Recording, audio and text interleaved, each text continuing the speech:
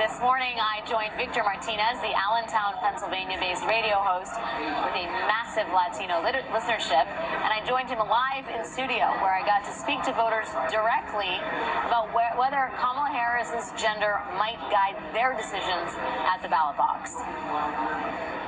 Let's see what the people have to say. Let's hear it. Hello, buenos días. Kamala Harris being a female kind of concerns me a little bit. She's still going to get my vote, but it concerns me a little bit because over the generations and years of our lives, I have never really seen a woman, other than Hillary Clinton when she ran to become a president. But I am concerned a little bit about, the fact that will she be able to run this country the way a male had done it over the decades? Will she be able to, stand on her own 2 feet and kind of deal with this situation, being that we have Putin and so many other presidents outside of this country and other country that have such a great relationship with Donald Trump? First of all, she's a strong woman. She's a prosecutor, or ex-prosecutor. She became a state senator. She's very strong on her policies, and she stands strong. With fear of other leaders of the United States, looking at her like she's a woman, I don't think that's going to be a problem because she knows how to negotiate. I just feel that because she's a woman, I think she's going to be treated different. Her word is not going to be out as much as a man for some reason, which I don't think is right. But I feel that that's going to happen a lot. Do you have friends that are not going to vote for her because she's a woman? I have a lot of coworkers. I have neighbors around here. Just because she's a woman, she don't know what she's doing. And I'm like, a woman is a woman and a man is a man. It just doesn't matter what are you. As long as you know what you're doing, it doesn't really matter what are you.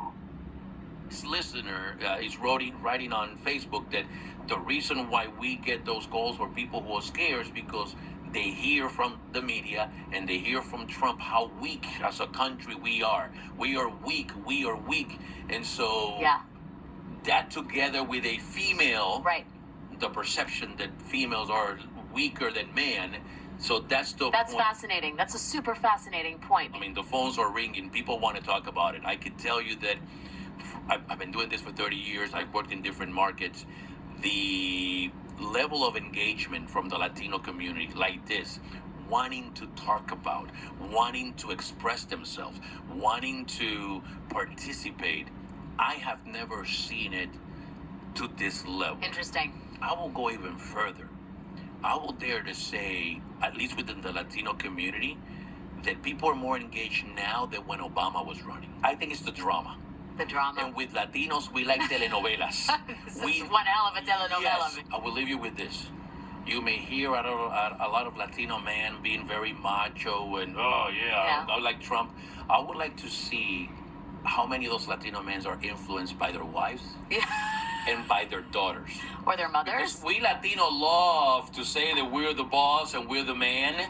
But seriously, how many wives and how many daughters are going to look at their husband and their father on election day or when it's time to vote and say, are you serious? And say, exactly, don't you dare, are you serious?